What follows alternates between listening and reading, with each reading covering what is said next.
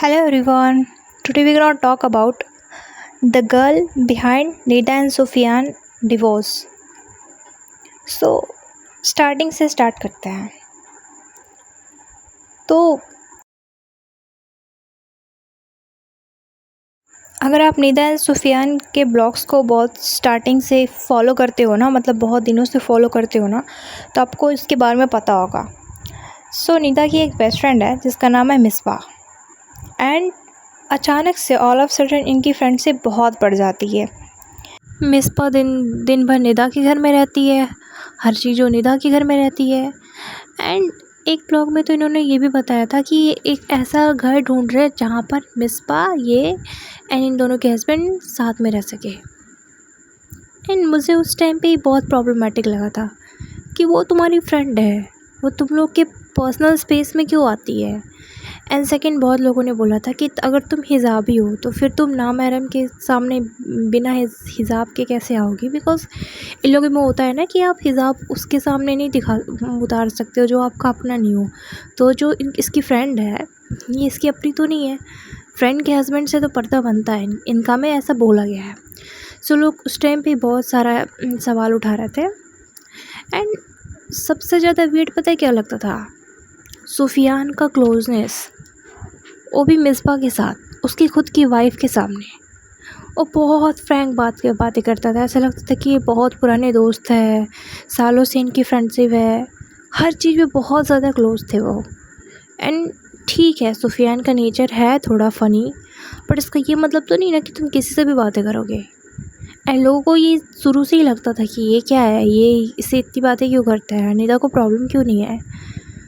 तो धीरे धीरे करके वो पहले तो इस चीज़ को इग्नोर करती है, तो धीरे धीरे करके उसे लगता है कि नहीं, कि ये क्लोजनेस कुछ और है।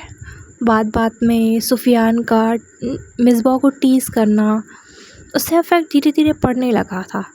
एंड इवन ये जिम भी साथ में जाते थे, I mean Misba and Sufiyan साथ में जिम जाते थे। और ये कोई भी वाइफ ने नहीं बर्दाश्त कर पाएगी कि उसका हस्बैंड उसकी दोस्त के साथ जिम जा रहा है, वो बिल्कुल भी बर्दाश्त नहीं करेगी। तो शायद इसके बाद उसने बोला होगा कि मिसबा से तुम दूरी बनाओ, बट सुफियान नहीं मानता है। उसका मेल फ्रजाइल ईगो बीच में आ जाता है और वो नहीं मानता है। एंड इनके बीच में ना बहुत लड़ाइयाँ होती रहती है, ये कोई नई बात नहीं है, इनके बीच में बहुत लड़ाइयाँ होती रहती है। इवन मैं इनके एडिट देख रही थी, तो उसके नीचे किसी ने कमेंट किया था कि मैं इनके बिल्डिंग में रहती हूँ, इनकी डेली लड़ाइयाँ होती है, चिल्लाने की आवाज़ें आती है घर से। एंड एक बार तो टीवी तोड़ने की भी आवाज़ आई थी। सोसाइटी से एक नोटिस भेज दिया गया है। मैं उस कमेंट को मैं पहले लगाती हूँ यहाँ पे, आप देख ही सकते हो। मतलब इनके बीच में पहले से ही बहुत सारे झगड़े चल रहे थे, एंड फिर बीच में मिसबा, एंड इसे बुरा लगा होगा, इससे ऑफ कोर्स बुरा लगा होगा। एंड मैं एक बात बता दूँ, अगर एक लड़की किसी बच्चे को जन्म देती है ना, वो ऑलरेडी पोस्टमार्टम डिप्रेशन में होती है, उसे इस टाइम पे हर चीज़ में इनसिक्योरिटी फ़ील हो रही होती है, खुद की बॉडी के साथ उसे इनसिक्योरिटी फ़ील हो रही होती है, खुद के साथ उसे इनसिक्योरिटी फ़ील हो रही होती है। इस टाइम पे हस्बैंड का फ़र्ज़ है कि वो अपनी वाइफ को सपोर्ट करे, इवन उससे कॉन्फिडेंस फ़ील करवाए। बट ये उस टाइम पे मिसबा के साथ बिजी था, एंड इसे प्रॉब्लम हुआ होगा, इसने बोला होगा कि तुम मिसबा से डिस्टेंस मेंटेन करो, बट इसने नहीं किया। एंड मैंने एक बात इनके ब्लॉग्स में नोटिस की है कि ये ना हमेशा से इसे आई मीन रूड बोलता है, बहुत रूड रहता है, हमेशा इसकी मजाक उड़ाता है। एंड हमेशा नहीं होता है बर्दाश्त, आपका नेचर चाहे जैसा भी हो, आप किसी के साथ ऐसे नहीं कर सकते हो। एंड शायद इसने बोला होगा कि मिसबा को अनफॉलो कर दो, या फिर अनफॉलो किया, उससे बातें मत करो, उससे डिस्टेंस मेंटेन करो, ये नहीं माना होगा।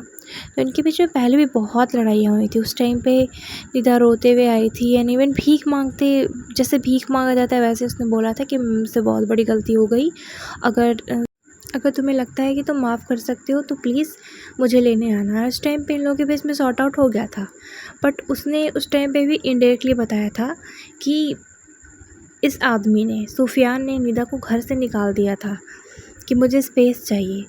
आई मीन ऐसा भी क्या स्पेस चाहिए जिसमें तुमको तुम्हारी वाइफ बर्दाश्त नहीं हो रही है। चलो मानते हैं कि शायद तुमको प्रॉब्लम था, तो तुम कहीं और चले जाते ना, अपने माँ बाप के घर चले जाते। तुमने उसे अपने माँ बाप के घर क्यों भेजा? इससे ही पता चलता है कि तुम कितने रिस्पेक्ट करते हो अपनी वाइफ का। एंड सेकेंड चीज, मिसबा को अभी निदा अनफॉलो कर चुकी है एंड मिसबा भी निदा को अनफॉलो कर चुकी है। बट लेकिन अगर आप सुफियान को का देखोगे ना अकाउंट, तो वहाँ से मिसबा को फॉलो करता है। मतलब अभी तक वो मिसबा को फॉलो करता है और मिसबा भी उसको फॉलो करती है। मतलब अगर तुम्हें पता है कि तुम्हारी वाइफ को किसी से प्रॉब्लम है, तो क्या तुम्हारे अंदर तुम इतना भी नहीं कर सकते हो उसके लिए कि उसको एटलीस्ट अनफॉलो कर दो, उससे बातें करना बंद कर दो। अब मुझे इस चीज़ से ही लगा कि नहीं यार, ये है प्रॉब्लमेटिक, ये बंदा है ही प्रॉब्लमेटिक। जब इसकी वाइफ को पता है, जब इसकी वाइफ को नहीं अच्छा लगता है, इसे पता है कि इसकी वाइफ को अच्छा नहीं लग रहा है, फिर भी वो किसी को फॉलो करके रख रहा है, फिर भी वो किसी से बातें कर रहा है। क्यों? अगर इतना मोहब्बत है तो फिर बातें नहीं करनी चाहिए, दूर दूर रहना चाहिए, डिस्टेंस मेंटेन करना चाहिए। मतलब शायद इसकी बातें नहीं मानता है ये, एंड इसलिए इनके बीच में बहुत लड़ाई होती है। एंड अब ये हमेशा का था, ये ब्लॉग्स में ऐसे शूट करते थे जैसे कि ये बहुत एक दूसरे की केयर करते हैं एंड ऑल, बहुत एक दूसरे से प्यार करते हैं, पर रियल लाइफ में इनका यही चल रहा था, जो कि इतने दिनों से चल रहा था बट आज पता चला। एंड ये हमेशा घर में भी ऐसी लड़ाइयाँ करते हैं, बट क्योंकि इन्हें ब्लॉग निकालना है, ब्लॉग से इनका घर चलता है, तो ब्लॉग इनकी मजबूरी बन गई थी। चाहे इनका मूड कैसा भी हो, चाहे इनके बीच में कितनी भी लड़ाइयाँ हुई हो, बट इन्हें ब्लॉग शूट करना पड़ता था क्योंकि वो रोज़ी रोटी की बात थी। एंड किसी किसी को लगता है ना ब्लॉगिंग बहुत इजी है, ब्लॉगिंग बहुत टफ़ है।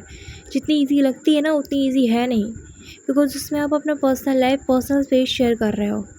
एंड आपके माइंड में हर वक्त एक ही चीज़ रहेगा कि मैं ऐसा क्या शूट कर लूँ कि वो वायरल हो जाए या हम ऐसे रिलेवेंट बने रहें। मतलब आप अपनी लाइफ से ज़्यादा दूसरों की चीज़ों में इन्वॉल्व रहोगे, तो इनका पर्सनल बाउंड्री, पर्सनल स्पेस नाम का कुछ चीज़ ही नहीं बचता है, क्योंकि इन्हें ब्लॉग्स के नाम पे कुछ भी करना पड़ता है, एक दूसरे से बातें भी करनी पड़ती है। जब ये एक दूसरे की बात करने की सिचुएशन में नहीं हो, फिर भी बातें करनी पड़ती है, क्योंकि ब्लॉग बनाना है, शूट करना है, फ्यूचर का सवाल है। अगर ब्लॉग नहीं बनाएंगे तो खाएंगे क्या? इतने बड़े घर में रहेंगे कैसे? तो ब्लॉग बनाना इनकी मजबूरी थी, बट ब्लॉग के पीछे इनका रिश्ता ख़त्म हो रहा है, क्योंकि शायद ये ब्लॉग में खुद का पूरा टाइम दे, बट रिलेशनशिप बचाने में बिल्कुल भी टाइम नहीं दिए। एंड स्पेशली सूफियान, अगर तुम्हारी वाइफ को किसी चीज़ से प्रॉब्लम हो रहा है तो आप इस चीज़ को बंद कर सकते हो, उससे डिस्टेंस मेंटेन कर सकते हो। तुम्हारी बच्चों की माँ है, तुम्हें इस बात को तो लिहाज करना चाहिए था कि वो बच्चों की माँ है, तुम्हारी बच्चों की माँ है। अगर उसे किसी चीज़ से प्रॉब्लम है तो वो ना करे। एंड पिछली बार जब इनका हुआ था ब्रेकअप या डिवोर्स, जो भी कह लो, डिवोर्स तो नहीं हुआ था, बट हाँ इन लोगों के बीच में लड़ाई हुई थी, तो वो पब्लिकली आके रो रही थी। मेरा मानना है कि अगर आपका हस्बैंड या पार्टनर आपसे बहुत प्यार करेगा ना, तो आपको कभी भी ना ऐसे दुनिया के सामने रोने नहीं देगा। उसे बहुत प्रॉब्लम होगा कि क्यों रो रही हो दुनिया के सामने, मैं हूँ ना तुम्हारे साथ, बट नहीं। एंड फिर वो कमियाँ गिनाता है कि तुम कोई भी काम खुद से नहीं कर सकती हो, हर चीज़ के लिए मुझ पर डिपेंडेंट हो एंड ऑल। तो तूने ही ना किया, तूने ही नहीं किया। कुछ लोगों को बहुत अच्छा लगता है कि उनकी वाइफ जो है या उनके पार्टनर जो उन पर डिपेंडेंट है, उनसे काम करवा रही है, उन्हें अच्छा लगता है, बट इसे प्रॉब्लम है। एंड स्टार्टिंग से प्रॉब्लम नहीं थी, जब इसका यूज़ करके फेम बनाना था तब प्रॉब्लम नहीं थी, आज प्रॉब्लम होने लगी है इसे निदा के साथ। एंड हमारे में स्लैंग है, कहावत है कि कमज़ोर नस पकड़ना, मतलब आपका जो वीकनेस होगा ना उसको पकड़ना है, उसको ट्रिगर करना है। सो इसने सोचा कि क्योंकि अब हम अकेले नहीं हैं, हमारा बेटा भी है जोहान, तो अगर मैं इसे छोड़ देता हूँ तो शायद ये जोहान के लिए मेरे पास रिटर्न आ जाए। बट इस बार निदा ने बहुत सारा डिसीज़न दिया कि अगर आपका पार्टनर चीट कर रहा हो तो फिर उस रिलेशनशिप में रुक के उसमें टाइम दे के कोई फ़ायदा नहीं है, क्योंकि जो आज चीट करे वो आगे चल के कभी ना कभी तो चीट करेगा ना। जिसका नेचर चीट करने का वो कभी भी चीट करेगा। एंड इस बार निदा ने बहुत अच्छा डिसीज़न लिया एंड वो सेपरेट हो गई है। एंड वो बहुत जल्द अपना न्यू अकाउंट बनाने वाली है जिसमें वो वीडियोस अपलोड करेगी। न्यू यूट्यूब चैनल बनाने वाली है जहाँ पे वो अपने वीडियोस को पोस्ट करेगी। एंड मुझे इन सारी चीज़ों से एक ही कंक्लूज़न निकलता है ना कि अगर आपका पार्टनर सच में आपसे प्यार करता है, आपकी रिस्पेक्ट करता है, तो आपको किसी भी चीज़ के लिए बोलना नहीं पड़े, वो भी ना आपके बोले ही कर देगा। अगर पता है कि इस रीज़न से हमारे बीच में डिवोर्स तक की बातें चल रही है, तो आज तो रिस्पेक्ट देने के लिए मैं उसे अनफॉलो कर दूँ, बट नहीं, उसने नहीं किया अनफॉलो। एंड दैट्स वाई मुझे इसकी प्रॉब्लम बहुत ज़्यादा प्रॉब्लमेटिक लगती है। जब इसका मन करता है अच्छे से बात करेगा, जब इसका मन नहीं करेगा तो ये मायके भिजवा देगा एंड फिर ब्लॉग बनाएगा, फिर सॉरी बोलेगा। मुझे ये बहुत गंदा प्रॉब्लमेटिक लगता है।